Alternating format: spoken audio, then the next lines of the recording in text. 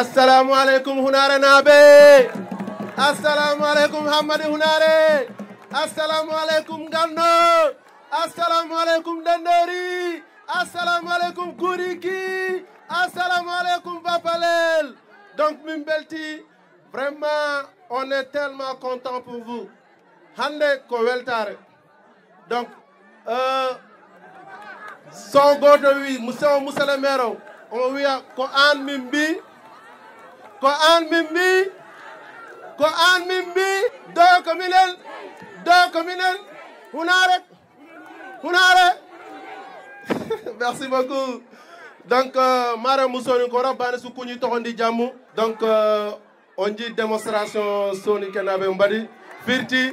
le 17 inchallah. On va revenir ici pour fêter encore cette victoire, cette belle victoire. Donc, Mare Moussoninko, on a banné Soukouni Tondi Djamou, Halima Roda Nawari, Andan Troupe. Donc, on a au leader Runchukouni, Lenge Badjahanou, Konjo Trayanou, Ousmane Maïmounano. Donc, Fantanou, on a Soukouni, on a banné Soukouni Tondi Djamou, Mama Sipanou, Abdou Karim So, Ramason. Kendangi Halle, on va kata voter Québec. Il faut qu'on a fait à voter que Angers Québec Ganoronga. Donc, voter que départemental Khibarian. Donc, lenki on a chance kita o candidat ngoma agani Hamadi Hunare Sara Reme on va dem kenkita noxu. Donc est-ce que anga am ande ben la anga tele voter seretanada masaka oga kenda barni. Donc on a tout nanti monsieur le maire Amadou Sambakan aya ni solution nga debeke ata hana heti aga Hunare konde mana gellana politique njopa Hamadi Hunare o suwata gara kebe dabari a réalisation ngare antanyamene. Donc, choix que le président Amadou Bagada a porté, monsieur le maire, c'est un très bon choix. Donc, choix ni aussi Arawai département Kanel de Arawai Hamadou Hunare de Kane. Baoni a dit preuve nous koyere. Donc, le 17, Inch'Allah, Rabbi, Banasuna Nyanki, Annan Choubampo, Annan Pare, Annan Bogohare, Osuna li on a carte nous kini, monsieur le maire Amadou Sambakan. Bandirabe Mimbelti, vraiment, Minenfom Hamingandi. Élection non pas enjeu élection ko départemental hande Hamadi Hunare mi medani danje candidat mo ganda ko Hamadi Hunare najo c'est la première fois. Donc hande min dañi monsieur le maire Omondo est-ce que oron goppa oron bara oron jaha wote neddo mo ganda ona Hunare najo on goppa bibbo mon mi sikkani Hamadi Hunare nabe ne wara dum. Donc il faut que mbad njahen galleji sam mbaden sensibiliser yimɓeɓe quand le yimɓeɓe élection enjeu élection sa ƴeewi bulletin Amadou Ba il faut qu'on kollene yimɓeɓe et no votirte c'est très important parce que sa ƴeewi réalisation mo monsieur le maire waɗe e nder Hamadi Hunare somi limi ɗum min mbawa gasne ɗum. Donc firti ko vision makko wiyata ko visionnaire o ɓuuri visionnaire vraiment c'est un leader incontournable do département de Kanel. Donc, monsieur le maire aussi, Nyanden Ousmane Sonko rewido, o hali hala godo, yimɓeɓe mbaɗani hakkille mabɓe. O wi, monsieur le maire ko grand, min goni impôt et domaine, firti ko neddo moƴƴo. Donc, kala to yehi o haala mo ganda e dow leader, mais o ari Hunare o wi, monsieur le maire ko grand. Donc, firti monsieur le maire ko très bon choix, ko neddo mo ganda omo berde makko ne yaaji, ko neddo mo ganda vraiment so naata liggey o anda hay bat sona.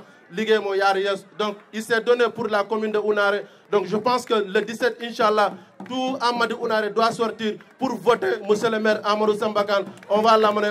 à l'Assemblée nationale pour régler le problème de l'emploi, régler le problème de chômage et régler aussi les problèmes au niveau du départemental. Je pense que Yimbe Fopami enjeu. Donc, violence à la non-violence, min kabata, min jatata, le 17, Inch'Allah, min fof min gumma, min bada fête victoire. Misal mini bandirabe, on jarama de fey. Julde Rasoul sallallahu alayhi wa sallam. To ngon mi do de bernam neni heewi. Mburi welti. Mburi lakkiti. Mburi wi alhamdulillahi rabbil alamin Allah. Ko jimmi haalandi yimbe be. Heewani. kono hadam haalde mburi yettini salminango leegal hayre leegal jiingue leegal sebbe leegal mabuɓe leegal gore leegal fas mburi wiyaɓe Amadou Samba Kane o yi darde mon o yi golle mon kadi o yi kadi no poɗɗone makko o yi Allah woni de woni joɓowo yo Allah yoɓon o weltima ko wona ɗum ko o wi mi salmini diaspora fof mboɗo eero hen Moussa Sidi Diawara nena France jooɗi kadi ko giɗo Sehil Amadou mi yejjita Ibrahima Yara mi yejjita Oumar Diakité mawɗo mi yejjita Petit Oumar mi yejjita l'ancien maire Samba Silla o alna jamma o alna ñalawma o arna subaha o alna kikiide hamon toto New York kono jamma e ñalawma koye campagne tan o woni o meeɗa lelade min jettamo no feewi min ji golle makko min ji darde makko ko heddi ko wallude Amadou Samba Kane ko wallude hoore mum en ji le 24 septembre méridien président ko Amadou Ba mine makko min jooɗi min Abdoul Daffy Amadou Samba Kane min jooɗi min kuccire makko o wi kanko de o weltima kanko Amadou Ba ɓaade yi mawni ko jangguinnomo mecce jangguinimo liggey tettimo haw yettiɗo so yi on ala ko hular ɗum ko teddugal Hamady Hunare na mbaɗe kelle dow soɗo tawi oɗon beela oyi tentude mum kadi o ari ɗo ha Hunare oyi ñande sappo e goho altine ɓennuɗo o haala mo haalno méridien ka kan tan o haalti ɗo ɗum noon gande ko jogui ɗon ko tubak wiyata ko c'est une valeur kadi ko valeur sire jogui ɗon politique mo waɗato o wi de o waɗani gartam pour faade poste makko walla galle makko ko gartam faade duwan o foof tentuma Hamady Hunare Amadou Samba Kane ko local ko niveau local ko régional ko national ko international wonden valeur makko ko valeur sire joguiɗen mbiɗa yiiɗi mbattonen hakkille nde woni lonage décret makko signina ko le 26 décembre 2010 décret makko signina le 26 décembre 2010 par le président Abdoulaye Wade kono min mbaɗi passation de service koye mois de janvier 2011 ndemin mbaɗi Allah ne andi de nomin tawri galle o sona belɗo kosam karɗo duwaw suusano ƴettude oɗo galle gallo de min tawi ken rewe 7 milliards to wiite lonage ɗo o waɗi feero jooɗe Abdoulaye Wade o yetti Abdoulaye Wade o wi mi jarnoma o yi hakkude Sénégal naaɓe fof a hoolimamami a ƴefti kam mboɗo jarnoma e oɗon fannu mboɗo wawi noon fewnidde société biteɗo lonage o kono mi wawa hokkude kalis o yi cartal visam neni numéro am direct neni kala biɗo Abdoulaye Wade wi noddam téléphone kalna ham min jeemi jiɗmi tan ko pewno galle o yi min goni hen ko Allah haaji min dewri hen Allah min jokki hen endam ɗo e Hunare min ƴetti ɓiɓɓe sappo e ɗiɗi nen lonage jooɗi taw ko permanent eɗen jogui galleji mumen eɗen jogui endam mumen eɗen jogui bandiraɓe mumen jiida contrat momin mbaɗi ɗo e Hamady Hunare naaɓe contracteur mon gandanɗa ɓe ko naggaɓe tan e liggo toon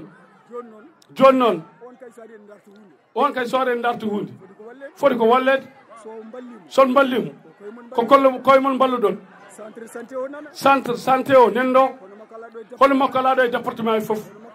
holo makko ala ɗo e région he nane min jeeyi toon min gari ko tawi ko yimɓe ne gummi Matam ene gaɗi en cafro ɗo teɓe mbi toon haydara ala toon kono onon joni son keeɓi ɗum ɗo holto paɗon bandiraɓe so tawi holko jiɗɗon on ɓooyi duusde on ɓooyi wallude nden on ngala darniɗo on keeɓi darniɗo on ya hayyat mballemo mballon koye mon kanko Allah wallimo mo Allah walli de on tampani on webe wallude kalif mon Allah amadou ko jimmi haalde makko ho mi wawa gayno ɗum par ce que mbiɗa andi hawa andi Allah ne andi cheikh ne andi ko woni hakkude amen ko wona ko yidde sabbi Allah ko gonga min kaldata ko gonga min baddata ko hay goto amin funtade goɗɗo o mbiɗa ñagonoma Allah ñande le 17 yalla hokkuma nande wiwu ya barke rasulullahi walla ko moƴƴo ya ko moƴƴo ya ko jullo ya ko jokkowo eɗen ñaguirimo ɗum Allah ɗum so waɗi en keɓat en keƴat ɗum noon duusoɓeɓe hoto ndewe duusoɓe ndewe ƴeewowo ƴewne artire wuuro he ndewe on wol gonɗo ɗo o wattama ɗo goɗɗo wattama ɗo o wattama ɗo ɗo ngol wattam mandat tati est ce que on jiyen koye moon holko jiiɗon hen holko mbatton ɗum gongo neni haggigo neni allahumma salli ala seydina mouhammad jarama daf eywa bisimilla moon bandiraɓe directeur de campagne vient d' arrivé Mahi Wane ko wona ɗum ko kalano ɗon joni tan ko haala ciluki mawkiki ko kanko woni ciluki mawki cilorki calorki laaɓorki laamorki monsieur Kane mi waɗa abonde e même sens monsieur le maire ko mbiɗa joni ko c'est quelqu'un qui n'est pas façonnable, maniable et jetable. Il est sérieux, il est glorieux, il est majestueux. Et je peux dire que tous les matins, dès à l'aube, la mère elle-même teintée de ses coraux au vivre en musique chante en son honneur des chants doux et légers, repris silencieusement par la chorale des vagues et parfumés par les senteurs odoriférantes des algues. Amadou janal mangal wawi wowru mawndu ko yimɓeɓe kaaliɗo hande fof firti tan ko gueɗe ɗiɗi hoto goppire ko lingu jungo ngu lingu koyngal ngal lingu jungo ngo kon tamɓe ha laaɓi cer oɗon janana oɗon mema oɗon jiya son belama kadi cuuton kolliron lingu koyngal ngal son jolama mbiyon ko lingu mataw ko mataw noon tawetaki ɗon par ce que wodani par ce que somi woni mi waɗa jiida e mi wonani mi waɗi o jibina komo waɗa ko ɗum waɗi seeraɓe ɓe mbiyata ko o nanan kooro jiinelo ndikongo yeeyi o koor fap mannona bo fiya tik wagen kan bo ne elti ko fiya a wawa wiyede ta waɗani saɗa waɗa hunde waw ɗum gueɗe ɗiɗi jiɗmi ɓeydude hen ko laɓɓinde koɓe jiiɗi tun winde ko par ce que koye politique wona saaha fof mbiye toutes les coups sont permis ko neɗɗo wela fof yo wi non wona noon politique waɗirte yimɓe yo kal gonga Amadou Samba Kane mi nani gila nane yimɓe ne nodde men mbiya mais onon son mbi Amadou waɗi poste de santé waɗi ɗum ɗo wona gonga ko Macky Sall waɗi Macky Sall waɗani ɗo hay dara ko daf haali ɗo nane ko wi ko LONASE janno ko 7 milliards 7 milliards tan so waɗama e Matam haajuji sukaɓeɓe kumtima ha abadan ko ɗum LONASE yanno Amadou fewni ɗum en moyen de hitande wotere ndo gaynata liggey makko e LONASE woppi 200 milliards mankuɗo seeɗa sa liggima 200 milliards a waɗanama poste santé mo 205 millions hay batta waɗanaka te hade Macky Sall wadde ɗum koma Amadou yeehe makko Amadou waɗi créé fondation LONASE rewi hen yeehi wimo monsieur le président mbeɗa yiiɗi ma hande wuuram poste centre de santé o ƴeewi ko waji o liggi ko c'est un mérite on n'a pas à féliciter qui que ce soit pour ça ko mérite ndo ari nde LONASE kone yani wonnoɓe toon ne guste wuro ngo ne rewe Amadou yoɓi ñamande nde haftini LONASE waɗi créé ko wiyete ALA association des lotos d'Afrique o holli leyɗele Afrique ɗe holɗo ndewoton ha sukaɓe ɓe ɓe liggota ko ɓe kam nokkot hen liggi noon oɗon paami donc ko ɗum ɗon woni ko waɗi e LONASE ko so tawi noon Macky Sall waɗi poste de santé centre de santé ɗo gande ko Amadou yeehi namni o alano choix so wona wadde ɗum ɗum ɗon yo laaɓ gueɗel ɗiɗi ɓel ngel Macky Sall nde ari ɗo nde wonko haalani yimɓe o wi nangue e Amadou Samba Kane o artane men o wi en goppe Amadou Samba Kane noon kadi o nanguirno en ɗo o wi en ndewe e Amadou Ba o artane men o wi goppe Amadou Ba holko yi Amadou Ba holko kewi mataw sukaɓe ɓeɗo Sonko e Diomaye koko kulɓinimo wonɗo nanguimo wonɗo ɗeɗɗimo o huuli o yaari caggal wiye ceɗɗo wonata kono jiida e tegi tam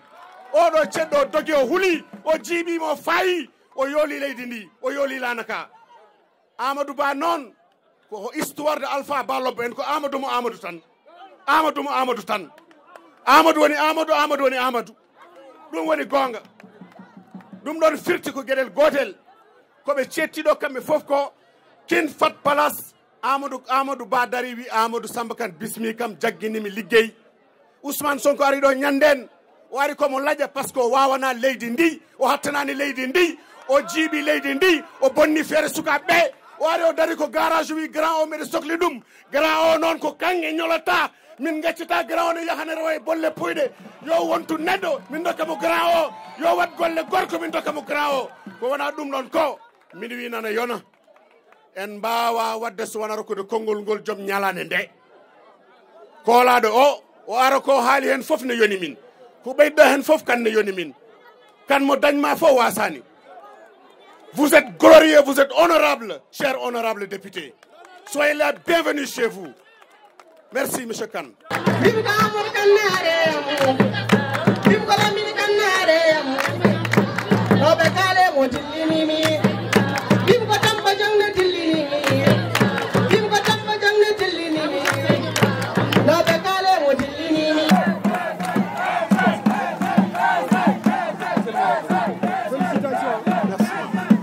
Assalamu alaikum bandiraɓe mi weltima no feewi. Monsieur le maire wi weltima no feewi. En gari hen liggey o ɗo ha ɗo henna on gari e liggey he ha ɗo henna woni joni mataw ene wana jonte tati koye ɗum ɗo gonɗen. Joni woni balɗe nogas e joyyi e nogas e goho eɗen ɗeɗo golle e nder campagne he. e nder campagne he min kalani on ko taki min mbi on gotan coalition jamma ak njeriñ. O wi o haalini onon fof no poti noon ko holko sababu eɗen poti wotande coalition jam e nafoore. Jam e nafoore. Jam e nafoore. Oɗon gandi Amadou Ba. Oɗon gandi Amadou Ba. Koye APR wonno. Koye APR wonno. Le président Macky Sall gayni poti ɗaccude laamu ngu par ce que laawol wi ko yo waɗ mandaji ɗiɗi. nde mannaji makko ɗiɗi timmi woni yimɓe nde ƴeewa holpotoɗo lomtade mo. Commission goto waɗa yo suɓo Allah kadi ne andi ɓerɗe hewɓe jaggino Amadou Ba. Allah waɗi kanko no wi ko Amadou Ba o suuɗi enen fof ɗum ne hawrani en gotan ɗen Amadou Ba 24 mars 2024. Malheureusement hade woto o hade nden yetta date o yettade jamfaji joli hen ha dañe résultat baɗo ko jiiɗen ko ni. Joni noon oɗo woote eɗen jogui objectif uji ɗiɗi. Goo erreur mo mbannoɗen wona enen kam mbaɗi ko heddiɓeɓe mbaɗi on erreur mo mbannoɗen e mars 2024 o mbaɗen ɗum corrigé beele Amadou Ba ene daña majorité assemblée nationale. Ko addini mi wiide beele omo daña majorité assemblée nationale ko pour mbawen faddade ko fuɗɗi arde ko ken paamani ko. Par ce que ɓeɗo laamiɓe gila ɓe laami faade joni woni joni lebbi 6 ha nanan fando 9 ala ko jiiɗen hen kono deñi hakkillaji meɗen. So tawi koye banggue développement banggue économie économie men koko darti entreprise uji kewɗi ƴeftannoɗe yimɓe liggey koko darti surtout sa ƴeewi ko wiyete BTP ko fate mango en walla fewnide taliƴi en e gueɗe baɗe noon ɓen ko mbiya ko liggey mum koko dartina kibaru ɓen so liggey mum dartinoma liggotonoɓe hen ɓe maçonniéɓe ɓe ferrailleur en ɓe peintre en ɓe ne wayi leydi ɓen fof liggey mum daroto ɗum tardini golle ɗe tardini fonctionnement leydi ndi. Kadi ko wona ɗum ko leydi sene liggorto ko budget ko assemblée nationale wotata kono en ngala ngalu jonɗo pour ko jiɗɗen wadde fof mbaɗen ma ñamloɗen ñamlade leydi noon ɗum ala ko bonnat leydi ele fof ne ñamlo hay Amérique ne ñamlo kono noon so tawi aɗa hoola caggal leydi so ñamloɓe ɓe banque mondiale en fonds monétaire international e banque uji goɗɗi ene koolima sa daari ñamade maɓe ñamlede facilement te kadi ko pawata hen ko hewata exemple sa ñamlima temedere so tawi ka leydi kooladi ɓe pawa hen mbuuɗu mais wonno mbayata sa yimɓeɓe natti hooladema ɗo payreɗo mbuuɗo ko buuɗi sappo pawete hen kamɓe e nder lebbi jeenayyi ɓe gaari ɗo tan hoolare wonnode Sénégal nde ustima ha ganduɗa ɗo joni soɗen ñamlo haalis ko fawata hen ko ne heewi ko wona ɗum ko kadi e banggue diine hayso kamɓe directement ɓe kalani wondiɓe mabɓe ko kalata hen ko e yimɓe horɓe kormiɗen yimɓe seereɓe meɗen ɓe kormiɗen noɓe kaldata e mabɓe ni kamɓe wonduɓe mabɓe ɗum kadi ene hulɓini yimɓe soɓe haysoɓe kalani ni tawde ko ɓen gonde mabɓe ne kala kan haali ɓe kartaki ɗum wayi kono kamɓe gondini ɗum noon kadi ne hulɓini on jii kadi gila ɓe puɗɗi dartude gouvernement gila ko ɓooyi nde ɓe goni opposition ko violence tan hay ñanden ɓe keeɓi laamu kono ñanden ɗo tan élection e campagne électorale he wone mabɓe wi ɓe ƴefte jaasiji ƴefte no wiyeten laaɓeje kaɓe ɗe ɓen jogade ɗum leydi hoolnaki ko sukaɓe ɓe ngala expérience alors ɗum noon ko ɗum waɗi nane mbimi ko gueɗe ɗiɗi goo erreur mo mbaɗoɗen 24 mars o en mbaɗa ɗum corrigé pour président men Amadou Ba ɗiɗi ma dokken mo majorité assemblée nationale par ce que sen dañi majorité assemblée nationale tan ko nden mbawaten haɓade koɓe mbaɗata ko fewani par ce que assemblée nationale kañum hokkata gouvernement no liggori kañum wotanta gouvernement budget kañum wiyata gouvernement oɗo budget hikka ko sabba naggam mais so tawi assemblée nationale gouvernement addi budget muɗum proposition de budget ko waɗi hen ko fewnitaki hen walla nafoore yimɓeɓe ala hen député ji ɗi ene mbawi salade ɗum on budget ɓennata donc la budde so tawi en goni majorité la budde ko soɓe mbaɗa hunde yo tawa en hawrani hen so hawrnani hen ɓennata ɗum noon ɓeɗo kam sen dokkiɓe majorité tan ko wiyete ko bone waɗi par ce que nden koɓe beela fo ɓe mbaɗat to ko jiiɗen koɓe puɗɗi wadde ko ene hulɓini yimɓe sa jaggui enen to diwan men ɗo mi wiyani Sénégal fo ni sa jaggui to men tan enen Fouta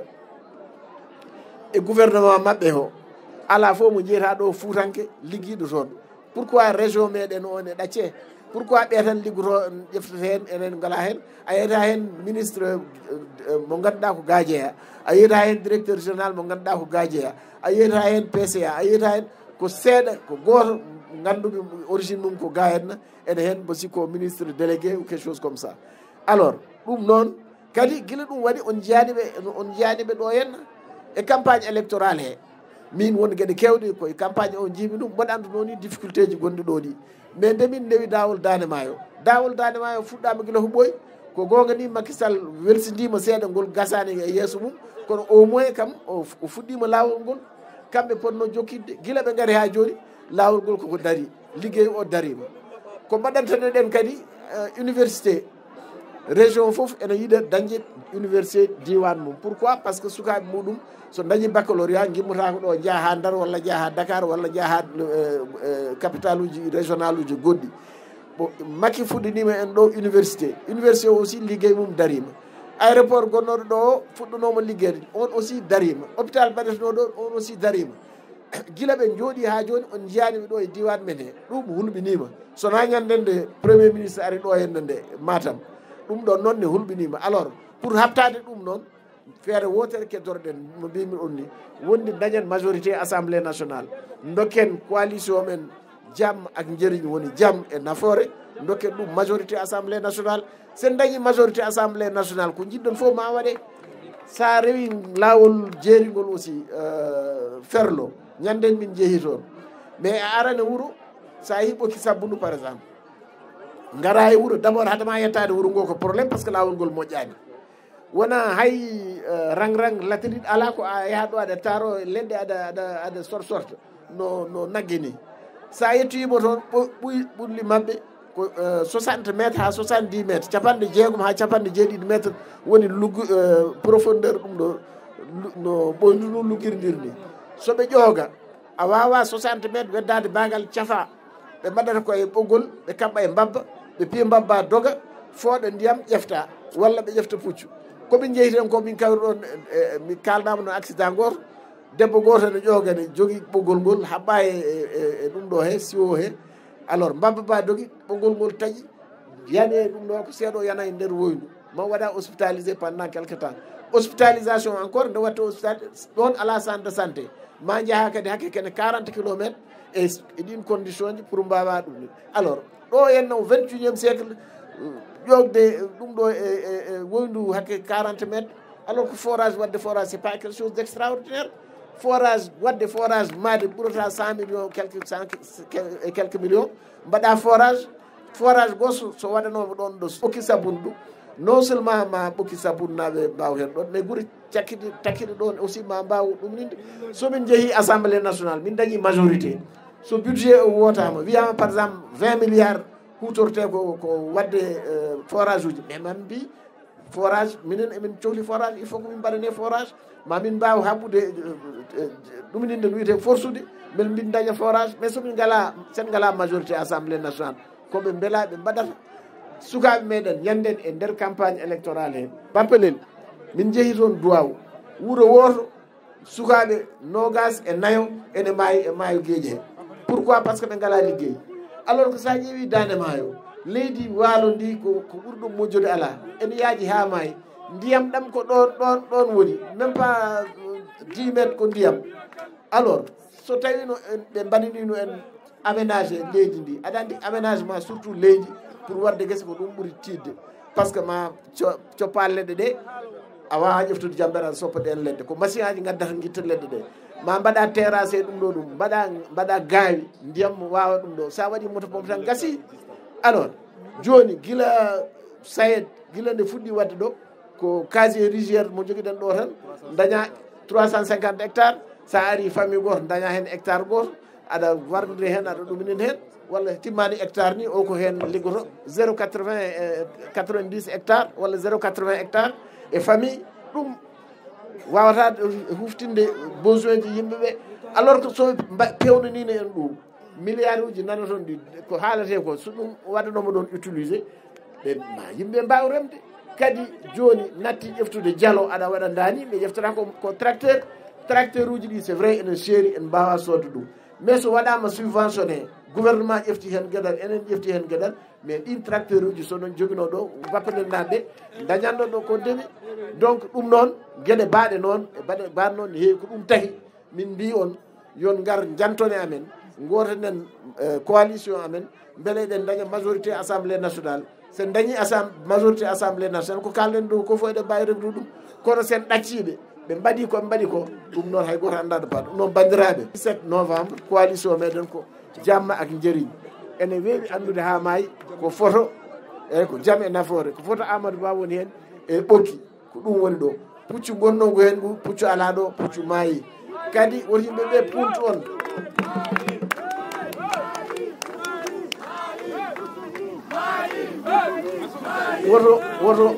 woto yimɓeɓe puntu on en gondade APR en gondade Macky ko politique tan ko ɗum ko funti woni ɗon Macky artata ɗo ne wonta député so waɗama tedde liste ne ko funtude yimɓeɓe tan enen ganduɗen ko coalition men coalition jaam ak jeri mo Amadou Ba enen fof koye Amadou Ba ɗum noon le 17 novembre inchallah 2024 hade 18 heures no mbaɗano ɗen toujours ni guila ɓamɗo gonduɗen guila ɓamɗen ɗo woote en meeɗa gagnede ɗo henna enen tan gañoto ɗum noon ko no mbaɗat no wayanno ni yo wa noon on jarama bandiraɓe assalamu aleykum